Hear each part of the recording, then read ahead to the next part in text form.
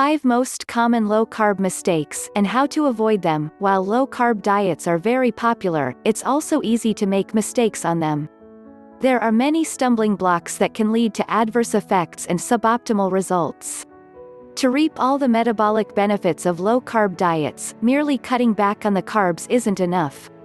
Here are the 5 most common low-carb mistakes, and how to avoid them.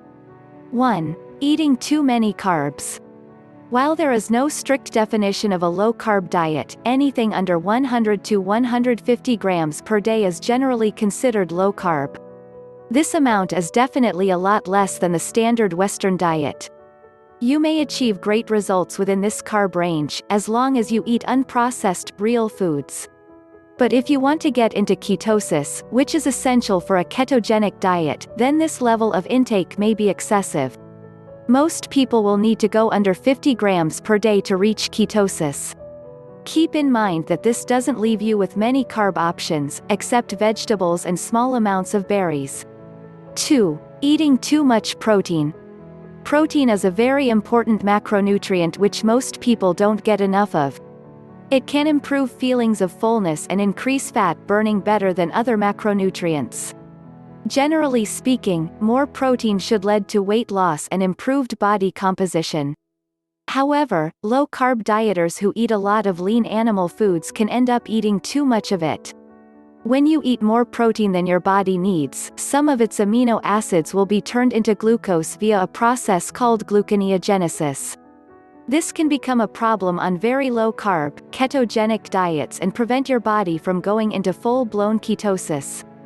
According to some scientists, a well-formulated low-carb diet should be high in fat and moderate in protein. A good range to aim for is 0.7 to 0.9 grams of protein per pound of body weight, 1.5 to 2.0 grams per kilogram.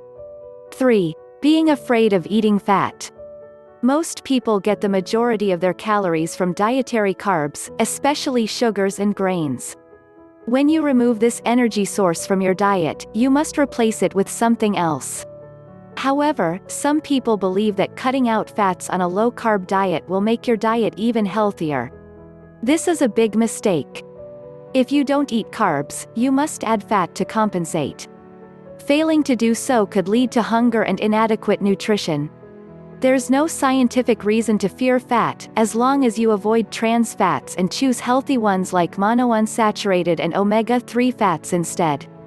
A fat intake around 70% of total calories may be a good choice for some people on low-carb or ketogenic diets.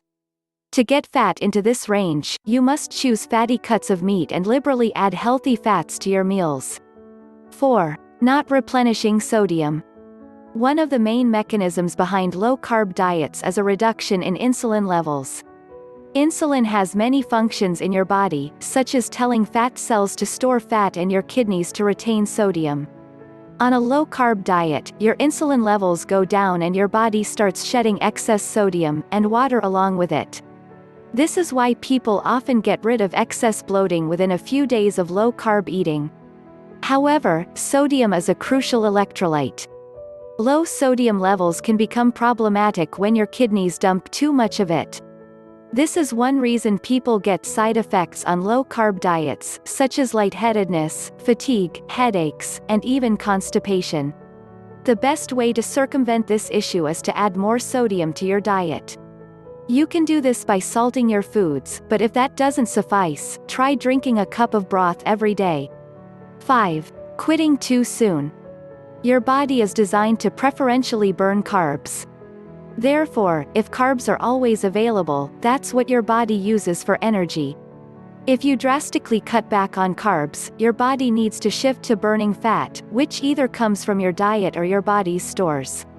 It can take a few days for your body to adapt to burning primarily fat instead of carbs, during which you will probably feel a little under the weather. This is called the keto flu and happens to most people who go on ultra-low-carb diets. If you feel unwell for a few days, you may be tempted to quit your diet.